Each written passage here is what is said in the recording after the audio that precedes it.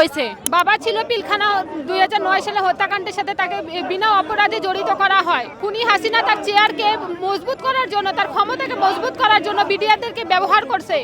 বিডিআরকে ব্যবহার করে সে ইন্ডিয়া ভারতের সাথে সে বন্ধুত্ব তৈরি করছে করে আমাদের এই 18,520 জন বিডিআর পরিবার এবং বিডিআরগুলোর জীবন সে ধ্বংস করছে নিজ হাতে। আমরা তার সুষ্ঠু বিচার চাই। আমার বাবাকে মিথ্যা সাক্ষী দিতে বলা হয়েছিল, আমার বাবা সাক্ষী দেয়নি, সে রাজি হয়নি সাক্ষী দিতে, সে কারণে তাকে 2 বছর পরে জেলে নেওয়া হয় 2009 সালে, কিন্তু অ্যারেস্ট হয়েছে 2010 সালে। সে তাকে অ্যারেস্ট করার পরে বলছে স্বীকার যাইতে, দোষ স্বীকার যাইতে, কিন্তু সে দোষ স্বীকার করে নাই। এই কারণে সর্বোচ্চ শাস্তিটা তাকে দেওয়া হয়েছে 7 বছর।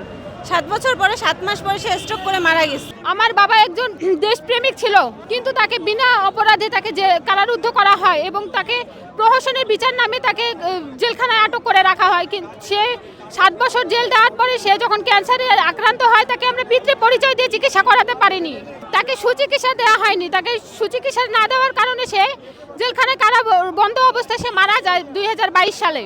এখন আমরা এখানে আসছি যে আজকে আমাদের যে বিদ্রোহী একটা ট্যাগ লাগানো হয়েছে, এই ট্যাগটা আমরা মোচন করতে চাই। একটা সার্বভৌমত্ব দেশে আমরা ন্যায় বিচার চাই। আমাদের দাবি, আমাদের যারা জেলখানায় আছে তাদেরকে জেলবন্দীদের মুক্ত এবং সুষ্ঠু বিচারের আওতায় আনা, আর যারা প্রকৃতপক্ষে জড়িত তাদেরকে বিচার আওতাধীন করা হোক।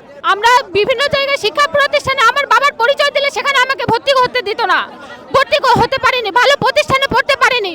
যদি আমরা সেরকম প্রতিষ্ঠানে আমরা বাবার পরিচয় দেই, তারা বলে যে আমরা বিদ্রোহী সৈনিকের সন্তান বলে আমরা ভালো কোনো জায়গায় যাই চান্স পাই না, পড়াশোনা করতে পারি না। আমাদের বাবার পরিচয় হাইড করে আমাদেরকে পড়াশোনা করতে হয়েছে।